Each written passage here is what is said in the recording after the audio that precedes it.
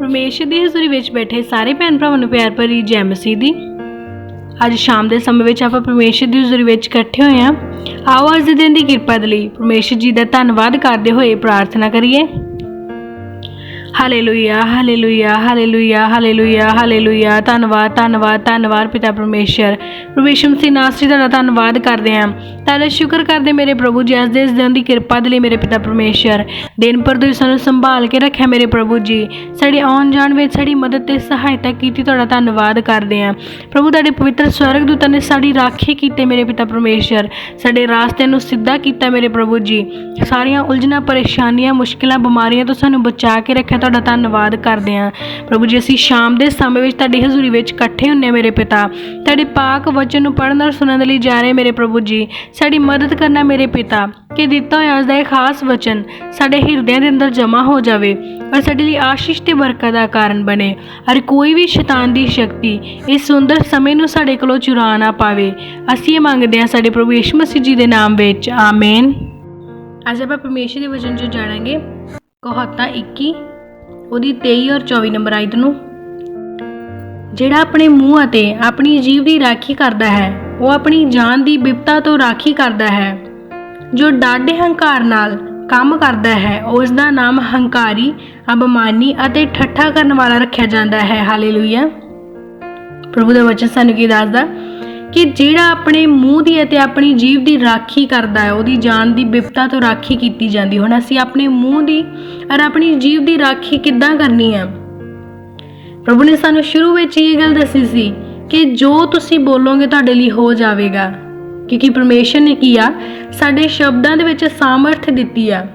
ਕਹਿੰਦਾ ਜਿਹੜੇ ਆਪਣੀ ਜੀਭ ਦੀ ਰਾਖੀ ਕਰੇਗਾ, ਮਤਲਬ ਆਪਣੇ ਮੂੰਹ ਨੂੰ ਆਪਣੀ ਜ਼ੁਬਾਨ ਨੂੰ ਗਲਤ ਸ਼ਬਦ ਬੋਲਣ ਤੋਂ ਰੋਕੇਗਾ, ਕਿਉਂਕਿ ਅਸੀਂ ਜੋ ਅੰਗੀਕਾਰ ਕਰਦੇ ਹਾਂ ਉਹ ਸਾਡੇ ਲਈ ਹੁੰਦਾ ਆ।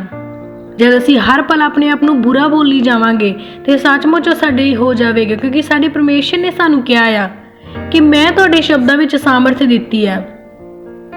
ਇਸ ਲਈ ਸਾਨੂੰ ਆਪਣੀ ਜ਼ੁਬਾਨ ਦੀ ਰਾਖੀ ਕਰਨੀ ਚਾਹੀਦੀ ਹੈ ਤਾਂ ਕਿ ਸਾਡੀ ਜਾਨ ਬਿਪਤਾ ਤੋਂ ਬਚਾਈ ਜਾਵੇ। ਜੇ ਅਸੀਂ ਦੁੱਖਾਂ ਵਿੱਚ ਹਾਂ, ਅਸੀਂ ਤਕਲੀਫਾਂ ਵਿੱਚ, ਅਸੀਂ ਪਰੇਸ਼ਾਨੀਆਂ ਵਿੱਚ ਹਾਂ ਤੇ ਸਾਨੂੰ ਕੀ ਕਰਨਾ ਚਾਹੀਦਾ? ਅਗਰ ਅਸੀਂ ਉਹਨੂੰ ਹਾਏ ਹਾਏ ਕਰਦੇ ਰਵਾਂਗੇ ਤੇ ਉਹ ਕਿਹੜਾ ਫਿਰ ਜਲਦੀ ਠੀਕ ਹੋ ਜਾਣੀ ਆ? ਅਗਰ ਅਸੀਂ ਰੋਵਾਂਗੇ, ਕੁਰਲਾਵਾਂਗੇ, ਅਗਰ ਅਸੀਂ ਤਰਲੇ ਪਾਵਾਂਗੇ ਔਰ ਪਰਮੇਸ਼ਰ ਨੂੰ ਦੋਸ਼ ਦੇਵਾਂਗੇ ਤਾਂ ਫਿਰ ਕਿਹੜਾ ਉਹ ਜਲਦੀ ਠੀਕ ਹੋ ਜਾਣੀ ਆ? ਤੇ ਕਿਉਂ ਨਾ ਅਸੀਂ ਉਸ ਬਿਪਤਾ ਦੇ ਸਮੇਂ ਦੇ ਵਿੱਚ ਆਪਣੇ ਆਪ ਲਈ ਬਲੈਸ ਵਰਡਸ ਨੂੰ ਯੂਜ਼ ਕਰੀਏ।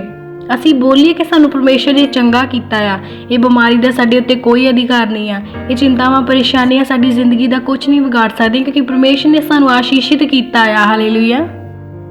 ਪ੍ਰਭੂ ਨੇ ਕੀ ਕਿਹਾ ਕਿ ਜਿਹੜਾ ਆਪਣੇ ਮੂੰਹ ਦੀ ਔਰ ਜੀਭ ਦੀ ਰਾਖੀ ਕਰੇਗਾ ਉਹਦੀ ਜਾਨ ਬਿਪਤਾ ਤੋਂ ਬਚਾਈ ਜਾਵੇਗੀ। ਤੇ ਜੇ ਅਸੀਂ ਆਪਣੀ ਜਾਨ ਨੂੰ ਬਿਪਤਾ ਤੋਂ ਬਚਾਉਣਾ ਚਾਹੁੰਦੇ ਆ ਤੇ ਸਾਨੂੰ ਕੀ ਕਰਨਾ ਚਾਹੀਦਾ ਆ? ਅਸੀਂ ਬੇਫਾਲਤੂ ਦੇ ਸ਼ਬਦ ਵੀ ਤਾਂ ਬੋਲਦੇ ਹੀ ਆ ਨਾ, ਜਿਨ੍ਹਾਂ ਦਾ ਸਾਡੀ ਜ਼ਿੰਦਗੀ ਦੇ ਵਿੱਚ ਫਾਇਦਾ ਕੋਈ ਨਹੀਂ ਪਰ ਨੁਕਸਾਨ ਹੀ ਆ। ਤੇ ਫਿਰ ਅਸੀਂ ਕਿਉਂ ਨਹੀਂ ਉੱਦਾਂ ਦੇ ਵਰਡ ਬੋਲ ਲੈਂਦੇ ਜਿਹਦਾ ਸਾਡੀ ਜ਼ਿੰਦਗੀ 'ਚ ਫਾਇਦਾ ਹੋਵੇ? ਸਾਨੂੰ ਕਿਉਂ ਇਸ ਗੱਲ ਦਾ ਵਿਸ਼ਵਾਸ ਨਹੀਂ ਹੁੰਦਾ ਕਿ ਸੱਚਮੁੱਚ ਸਾਡੇ ਪਰਮੇਸ਼ਰ ਨੇ ਸਾਡੇ ਸ਼ਬਦਾਂ ਦੇ ਵਿੱਚ ਸਾਮਰਥ ਦਿੱਤੀ ਆ? ਪ੍ਰਭੂ ਜੀ ਕਹਿੰਦੇ ਕਿ ਜੋ ਤੁਸੀਂ ਬੋਲੋਗੇ ਤੁਹਾਡੇ ਲਈ ਹੋ ਜਾਵੇਗਾ। ਆਪਣੇ ਮੂੰਹ ਤੋਂ ਅੰਗੀਕਾਰ ਕਰੋ ਔਰ ਤੁਹਾਡੇ ਲਈ ਕੀਤਾ ਜਾਊਗਾ। ਤੇ ਫਿਰ ਅਸੀਂ ਆਪਣੇ ਮੂੰਹ ਤੋਂ ਅੰਗੀਕਾਰ ਕਿਉਂ ਨਹੀਂ ਕਰਦੇ ਕਿ ਅਸੀਂ ਬਲੈਸ ਕੀਤੇ ਗਏ ਹਾਂ, ਅਸੀਂ ਚੰਗੇ ਕੀਤੇ ਗਏ ਹਾਂ। ਪਰਮੇਸ਼ਰ ਨੇ ਸਾਡੇ ਸਾਰੇ ਦੁੱਖਾਂ, ਪਰੇਸ਼ਾਨੀਆਂ, ਬਿਮਾਰੀਆਂ ਔਰ ਪਾਪਾਂ ਨੂੰ ਮਾਫ ਕਰ ਦਿੱਤਾ ਆ। ਉਹਨਾਂ ਨੇ ਸਾਨੂੰ ਆਜ਼ਾਦ ਕੀਤਾ ਸੀ। ਕਿਉਂ ਇੱਦਾਂ ਦੇ ਸ਼ਬਦਾਂ ਦਾ ਅੰਗੀਕਾਰ ਨਹੀਂ ਕਰਦੇ? ਕਿਉਂ ਅਸੀਂ ਆਪਣੀ ਚਿੰਤਾ ਪਰੇਸ਼ਾਨੀਆਂ ਦੇ ਵਿੱਚ ਹਮੇਸ਼ਾ ਹਾਏ ਹਾਏ ਕਰਦੇ ਰਹਿੰਦੇ ਹਾਂ? ਕਿਉਂ ਅਸੀਂ ਉਸ ਹਾਏ ਦੀ ਜਗ੍ਹਾ 'ਤੇ ਹਾਲੇਲੂਇਆ ਨਹੀਂ ਬੋਲ ਸਕਦੇ? ਕਿਉਂ ਅਸੀਂ ਆਪਣੀ ਜਾਨ ਨੂੰ ਖੁਦ ਹੀ ਬਿਪਤਾ ਵਿੱਚ ਪਾਉਣੇ ਆ? ਸਾਨੂੰ ਕਿਉਂ ਸਮਝ ਨਹੀਂ ਆਉਂਦੀ ਕਿ ਸਾਡੀ ਜਾਨ ਦੀ ਰਾਖੀ ਫੇਰ ਹੀ ਕੀਤੀ ਜਾਊਗੀ ਜਦ ਅਸੀਂ ਆਪਣੇ ਮੂੰਹ ਤੋਂ ਚੰਗੇ ਸ਼ਬਦਾਂ ਦਾ ਅੰਗੀਕਾਰ ਕਰਾਂਗੇ। ਪਰ ਕੀ ਹੁੰਦਾ, ਕਈ ਵਾਰੀ ਅਸੀਂ ਆਪਣੇ ਪਰੇਸ਼ਾਨੀਆਂ, ਚਿੰਤਾ ਦੇ ਵਿੱਚ ਪਰਮੇਸ਼ਰ ਦੇ ਨਾਮ ਦੇ ਵਿਰੁੱਧ ਪਾਪ ਕਰਦੇ ਹਾਂ। ਉਹਦੇ ਨਾਲ ਕੀ ਹੁੰਦਾ, ਸਾਡੀ ਜਾਨ ਬਚਦੀ ਨਹੀਂ ਬਲਕਿ ਹੋਰ ਵੀ ਬੁਰੇ ਤਰੀਕੇ ਨਾਲ ਫਸ ਜਾਂਦੀ ਆ। ਪਰਮੇਸ਼ਰ ਦਾ ਵਚਨ ਸਾਨੂੰ ਕੀ ਦੱਸਦਾ ਕਿ ਜੋ ਡਾਢੇ ਹੰਕਾਰ ਨਾਲ ਕੰਮ ਕਰਦਾ ਉਸ ਦਾ ਨਾਮ ਹੰਕਾਰੀ, ਅਬਮਾਨੀ ਔਰ ਠੱਠਾ ਕਰਨ ਵਾਲਾ ਰੱਖਿਆ ਜਾਂਦਾ ਆ। ਤੇ ਅਸੀਂ ਕਿੱਦਾਂ ਕੰਮ ਕਰਨਾ ਹੈ? ਅਸੀਂ ਹੰਕਾਰ ਦੇ ਨਾਲ ਕੰਮ ਨਹੀਂ ਕਰਨਾ। ਅਸੀਂ ਉਹ ਸ਼ਬਦ ਨਹੀਂ ਕੱਢਣੇ ਜਿਹੜੇ ਸਾਨੂੰ ਅਹੰਕਾਰੀ ਠਹਿਰਾਉਂਦੇ ਆ, ਜਿਹੜੇ ਸਾਨੂੰ ਅਬਮਾਨੀ ਠਹਿਰਾਉਂਦੇ ਆ, ਜਾਂ ਫਿਰ ਅਸੀਂ ਪਰਮੇਸ਼ਰ ਦੇ ਨਾਮ ਦਾ ਮਜ਼ਾਕ ਨਹੀਂ ਉਡਾਉਣਾ, ਜਾਂ ਫਿਰ ਉਹਨਾਂ ਦੁਖੀ ਪਰੇਸ਼ਾਨ ਲੋਕਾਂ ਦਾ ਮਜ਼ਾਕ ਨਹੀਂ ਉਡਾਉਣਾ। ਕਿਉਂਕਿ ਵਚਨ ਸਾਨੂੰ ਕੀ ਦੱਸਦਾ ਕਿ ਜਿਸ ਵੱਟੇ ਦੇ ਨਾਲ ਤੂੰ ਕਿਸੇ ਹੋਰ ਦੇ ਲਈ ਤੋਲਦਾ ਪਿਆ ਨਾ, ਉਸੇ ਦੇ ਨਾਲ ਤੇਰੇ ਲਈ ਵੀ ਤੋਲਿਆ ਜਾਵੇਗਾ। ਜਦ ਅਸੀਂ ਹੰਕਾਰੀ ਹੁੰਦੇ ਹਾਂ, ਅਸੀਂ ਠੱਠਾ ਕਰਨ ਵਾਲੇ ਹੁੰਦੇ ਹਾਂ, ਤੇ ਸੱਚਮੁੱਚ ਸਾਡੀ ਜ਼ਿੰਦਗੀ ਵਿੱਚ ਬਿਪਤਾ ਵਧਣੀ ਆ, ਘਟਣੀ ਨਹੀਂ ਹੈਗੀ। ਸਾਨੂੰ ਚਾਹੀਦਾ ਹੈ ਕਿ ਅਸੀਂ ਆਪਣੀ ਜ਼ੁਬਾਨ ਦੇ ਉੱਤੇ ਕੰਟਰੋਲ ਕਰੀਏ, ਸਾਡੇ ਮੂੰਹ ਤੋਂ ਅਪਮਾਨੀ, ਹੰਕਾਰੀ ਔਰ ਠੱਠਾ ਕਰਨ ਵਾਲੇ ਸ਼ਬਦ ਨਾ ਨਿਕਲਣ। ਹਾਲੇਲੂਇਆ। ਨੈਕਸਟ ਆਪਾਂ ਵਚਨ 'ਚ ਦੇਖੇਗੇ ਕਹਾਵਤਾਂ 21 ਉਹਦੀ 25 ਔਰ 26 ਨੰਬਰ ਆਇਤ ਨੂੰ। ਆਲਸੀ ਦੀ ਇੱਛਾ ਉਹਨੂੰ ਮਾਰ ਸੁੱਟਦੀ ਹੈ, ਉਹਦੇ ਹੱਥ ਕੰਮ ਕਰਨ ਤੋਂ ਨਾ ਜੋ ਕਰਦੇ ਹਨ। ਕੋਈ ਹੈ ਜੋ ਦਿਨ ਭਰ ਲੋਭ ਹੀ ਕਰਦਾ ਰਹਿੰਦਾ ਹੈ, ਪਰ ਧਰਮੀ ਦਿੰਦਾ ਅਤੇ ਰੁਕਦਾ ਨਹੀਂ। ਹਾਲੇਲੂਇਆ। ਪ੍ਰਭੂ ਦਾ ਵਚਨ ਸਾਨੂੰ ਕੀ ਦੱਸਦਾ ਕਿ ਜਿਹੜਾ ਆਲਸੀ ਆ ਉਹਨੂੰ ਕੰਮ ਨਹੀਂ ਕਰਨਾ ਚੰਗਾ ਲੱਗਦਾ, ਪਰ ਉਹਨੂੰ ਚਾਹੀਦਾ ਕੀ ਆ? ਉਹਨੂੰ ਚਾਹੀਦਾ ਹੈ ਕਿ ਇਸ ਦੁਨੀਆ ਦੀਆਂ ਸਾਰੀਆਂ ਮਹਾਨ ਤੋਂ ਮਹਾਨ ਚੀਜ਼ਾਂ, ਉੱਤਮ ਤੋਂ ਉੱਤਮ ਚੀਜ਼ਾਂ ਮੇਰੇ ਘਰ 'ਚ ਹੋਣ। ਮਿਹਨਤ ਉਹ ਪੈਦਲ ਚੱਲ ਕੇ ਜਾਣ ਵਾਲੀ ਵੀ ਨਹੀਂ ਕਰਦਾ, ਮਿਹਨਤ ਉਹ ਸਾਈਕਲ 'ਤੇ ਜਾਣ ਵਾਲੀ ਵੀ ਨਹੀਂ ਕਰਦਾ, ਪਰ ਸਾਡੀ ਡਿਮਾਂਡ ਕੀ ਆ ਕਿ ਸਾਡੇ ਕੋਲੇ BMW ਹੋਵੇ, ਕਿਉਂਕਿ ਸਾਡੇ ਹੱਥ ਕੰਮ ਕਰਨ ਤੋਂ ਨਾ ਕਰਦੇ ਆ, ਪਰ ਸਾਡੀਆਂ ਇੱਛਾਵਾਂ ਸਾਨੂੰ ਮਾਰ ਦਿੰਦੀਆਂ ਆ, ਕਿਉਂਕਿ ਸਾਡੀਆਂ ਇੱਛਾਵਾਂ ਤਾਂ ਬਹੁਤ ਵੱਡੀਆਂ ਆ, ਪਰ ਸਾਡੀ ਮਿਹਨਤ ਕਿੰਨੀ ਆ? ਅਸੀਂ ਇਹ ਨਹੀਂ ਦੇਖਦੇ ਸਾਡੀ ਮਿਹਨਤ ਇੱਕ ਸਾਈਕਲ ਕਮਾਉਣ ਜਿੰਨੀ ਵੀ ਨਹੀਂ ਹੈਗੀ ਯਾਰ, ਸਾਡੀ ਡਿਮਾਂਡ ਕੀ ਆ? ਪ੍ਰਭੂ ਜੀ ਕਹਿੰਦੇ ਕਿ ਜਦ ਤੁਸੀਂ ਪਰਮੇਸ਼ਰ ਦੇ ਵਿਰੁੱਧ ਪਾਪ ਕਰਦੇ ਆ, ਪਰਮੇਸ਼ਰ ਦੇ ਵਿਰੁੱਧ ਗੱਲਾਂ ਕਰਦੇ ਆ, ਉਹਨੂੰ ਬੁਰਾ ਕਹਿੰਦੇ ਆ, ਪਰ ਤੁਸੀਂ ਇਹ ਨਹੀਂ ਵੇਖਦੇ ਕਿ ਤੁਸੀਂ ਪਰਮੇਸ਼ਰ ਤੋਂ ਆਸ਼ੀਸ਼ ਲੈਣ ਦੇ ਲਈ ਕਿੰਨੀ ਮਿਹਨਤ ਕੀਤੀ ਆ। ਅਸੀਂ ਦਿਨ ਵਿੱਚ 5 ਮਿੰਟ ਪਰਮੇਸ਼ਰ ਦਾ ਧੰਨਵਾਦ ਕਰਦੇ ਹਾਂ, ਔਰ ਸਾਨੂੰ 5 ਕਰੋੜ ਦਿਨ ਦਾ ਚਾਹੀਦਾ ਕਿ ਪਿਤਾ ਇੰਨੇ ਸਾਡੇ ਅਕਾਊਂਟ ਵਿੱਚ ਆ ਜਾਣ। ਕਿਵੇਂ ਆ ਜਾਣ? ਕਿ ਅਸੀਂ ਉਹ 5 ਕਰੋੜ ਲੈਣ ਦੀ ਮਿਹਨਤ ਕੀਤੀ? ਪਰਮੇਸ਼ਰ ਨੇ ਸਾਨੂੰ ਦਿਨ ਵਿੱਚ 2.5 ਘੰਟੇ ਦਾ ਸਮਾਂ ਮੰਗਿਆ, ਔਰ ਉਹਦੇ ਵਿੱਚੋਂ ਅਸੀਂ 2.5 ਘੰਟੇ ਦਿੱਤੇ। ਕੀ ਅਸੀਂ ਜਿਹੜੀ ਆਸ਼ੀਸ਼ ਮੰਗ ਰਹੇ ਹਾਂ, ਕਿ ਜੋ ਅਸੀਂ ਪ੍ਰਾਰਥਨਾ ਵਿੱਚ ਮੰਗ ਰਹੇ ਹਾਂ, ਉਸ ਚੀਜ਼ ਨੂੰ ਹਾਸਿਲ ਕਰਨ ਦੇ ਲਈ ਅਸੀਂ ਓਨੀ ਮਿਹਨਤ ਵੀ ਕੀਤੀ? ਸਾਡਾ ਪਰਮੇਸ਼ਰ ਤਾਂ ਸਾਡੇ ਲਈ ਸਭ ਕੁਝ ਲੈ ਕੇ ਬੈਠਾ ਆ, ਉਹਦੇ ਰਾਜ ਵਿੱਚ ਕੋਈ ਕਮੀ ਨਹੀਂ ਆ। ਉਹਦੇ ਰਾਜ ਵਿੱਚ ਅਗਰ ਤੁਸੀਂ BMW ਕਹਿੰਦੇ ਨਾ, ਤੇ ਤੁਹਾਡੇ ਕੋਲ BMW ਦਾ ਸ਼ੋਰੂਮ ਵੀ ਹੋ ਸਕਦਾ ਆ। ਕਿਉਂ ਨਹੀਂ ਹੋ ਸਕਦਾ? ਸਭ ਕੁਝ ਹੋ ਸਕਦਾ ਆ, ਪਰ ਉਹਦੇ ਪਿੱਛੇ ਦੀ ਮਿਹਨਤ ਕਿੰਨੀ ਆ।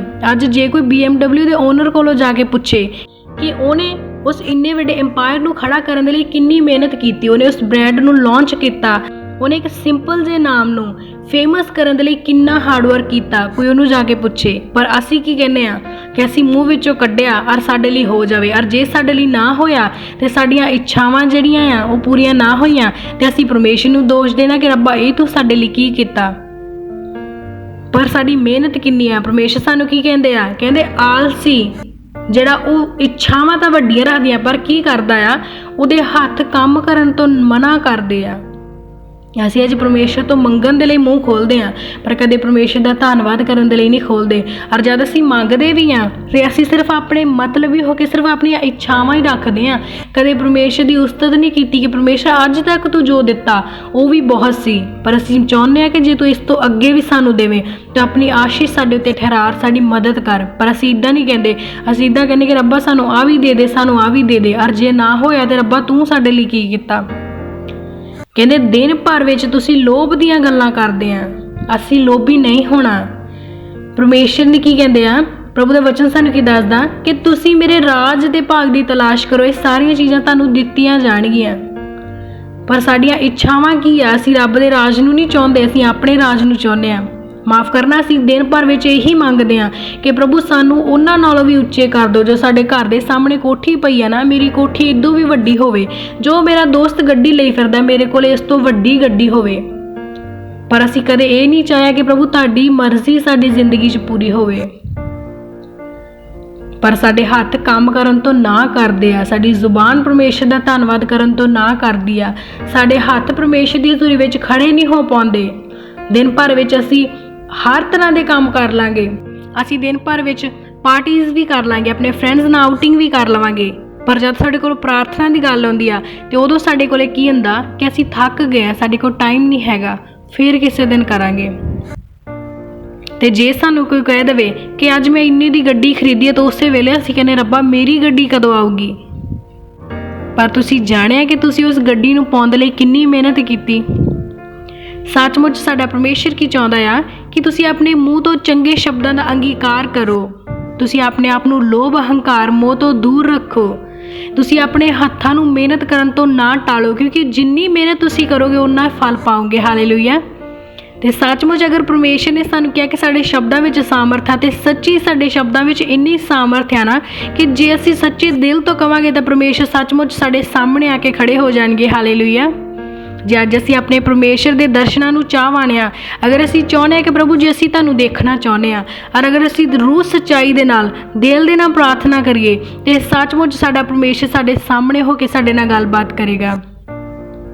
ਪਰ ਜਿੱਦਾਂ ਦੀ ਸਾਡੀ ਖੁਆਇਸ਼ ਆ ਉੱਦਾਂ ਦੀ ਸਾਡੀ ਮਿਹਨਤ ਵੀ ਹੋਣੀ ਚਾਹੀਦੀ ਆ। ਹਾਲੇਲੂਇਆ।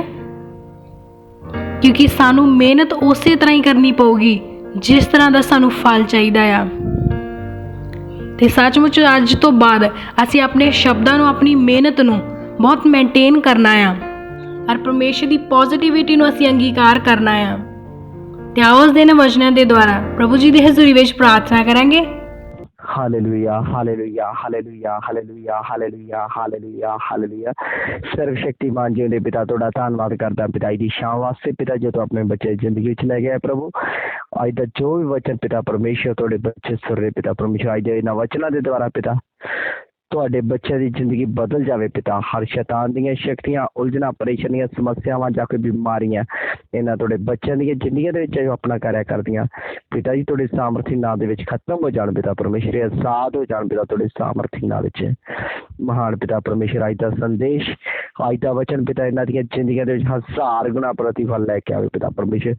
ਜੋ ਵੀ ਪਿਤਾ ਪਰਮੇਸ਼ਰ ਇਹਨਾਂ ਦੇ ਹੱਥਾਂ ਦੇ ਪੈਰਾਂ ਵਿੱਚ ਪਿਤਾ ਪਰਮੇਸ਼ਰ, ਜੋ ਵੀ ਜੰਜੀਰਾਂ ਪਿਤਾ ਪਰਮੇਸ਼ਰ, ਜੋ ਬੇੜੀਆਂ ਬੰਨੀਆਂ ਹੋਈਆਂ ਪਿਤਾ, ਮੈਂ ਇਹਨਾਂ ਤੁਹਾਡੇ ਰਾਹ ਤੋਂ ਰੋਕਣ ਵਾਲੀਆਂ ਬੇੜੀਆਂ ਨੂੰ ਪਿਤਾ ਤੁਹਾਡੇ ਸਾਮਰਥੀ ਨਾਲ ਤੋੜਦਾ, ਖਤਮ ਕਰਦਾ ਪਿਤਾ ਪਰਮੇਸ਼ਰ।